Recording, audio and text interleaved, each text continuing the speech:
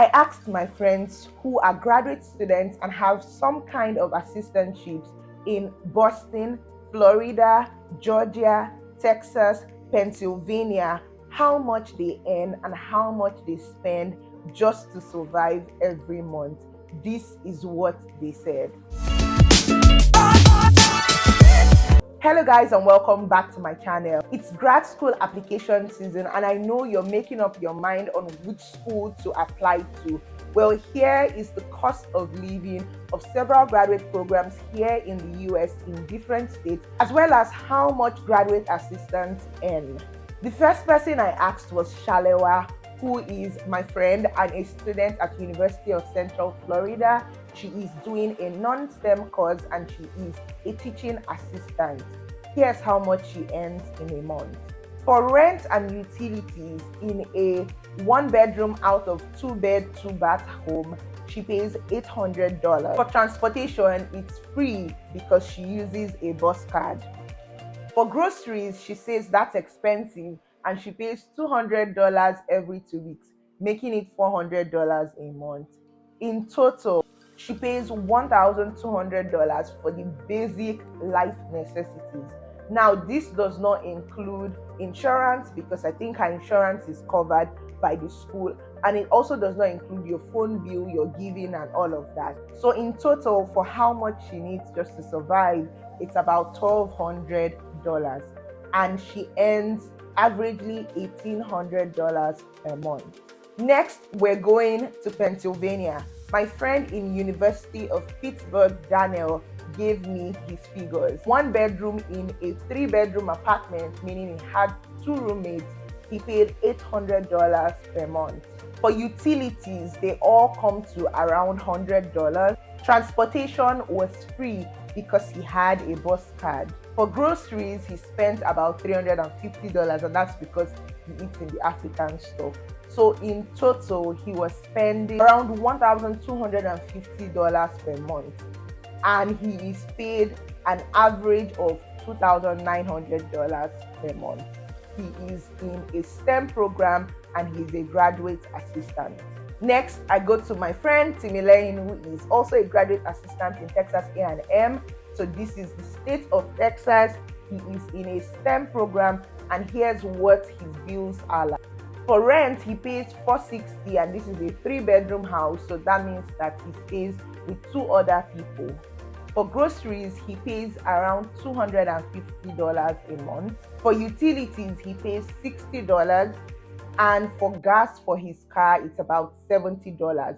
He also pays car insurance of $70, bringing it to a total of $910. And he earns averagely $1,798 a month.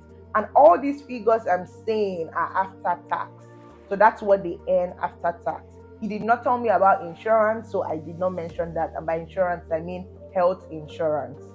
For my friend Beauty, who is in University of Georgia in Athens, Georgia, so closer to Atlanta, but not in Atlanta. She is also in a non-STEM major, and here is her own breakdown. She stays in a school housing accommodation, and she pays $600 for one person in a 2-bed apartment, meaning that she would have 1 roommate. She uses the bus and she fills gas for averagely of $60 for her car just for outside school running around, but majorly she uses the bus. She pays car insurance of $140 because she had no record of driving in Georgia, and for groceries she pays around $200 a month. In total, she spends about $1,000 for her basic needs. Again, no insurance, no school fees, no phone bills here. She earns an average of $1,800 per month. Now to my friend Jess, who is in Northeastern University at Boston. This is how much she spends. For rent in a 4-bed, 2-bath house, she pays $1,000 a month just for rent. Utility averages out at $80 a month. Groceries about $150 a month. And then she has a bus card, meaning that she doesn't have to drive, and that bus card costs $80 a month. So in total, for the key things, she's spending around $1,310 a month. She gets paid averagely $3,000 a month.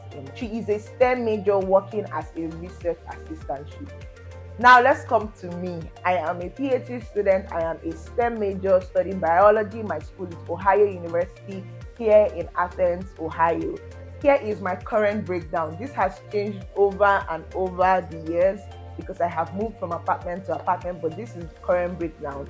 For rent, I pay $450. It is a 2-bed, 1.5 bath house. For utilities, I pay around $150. So I have one roommate. So yeah, for utilities, I pay $150. For food, because I do like to eat, I spend about $200 a month. For gas for my car, I spend about $70 a month. My school pays for some part of the insurance and doesn't pay for the remaining. So when I add the insurance to the school fees, like that's other little fees I have to pay in school, it comes up to about $250 a month for school fees. So that brings my total to 1,120. That again is for basic necessities.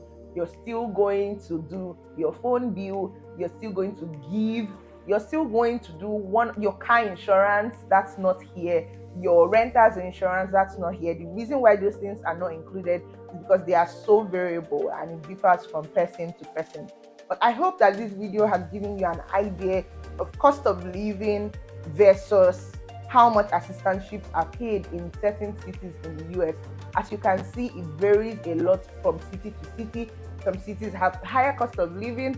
Boston has a very high cost of living, while some have less. And some cities, some schools pay their assistantships more.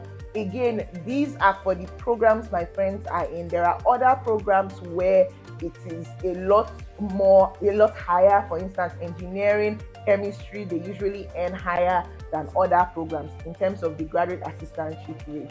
So make sure you do your research properly when you're trying to apply, because you want to be at least reasonably comfortable. Or even if you're not comfortable, you have to prepare your mind that you're not going to be comfortable for the next few years. They say that the poverty line is below 60K a year. It is fair to say that we are all poor as graduate students, all the salaries I mentioned, but that's okay. It's not forever, it's just for a bit, okay?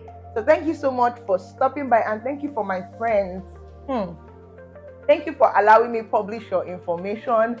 I'm so grateful. I know that you didn't have to give me all this data, but you did. Thank you. We're serving a good cause, okay? And I will see you, my viewers, in my next video. Bye.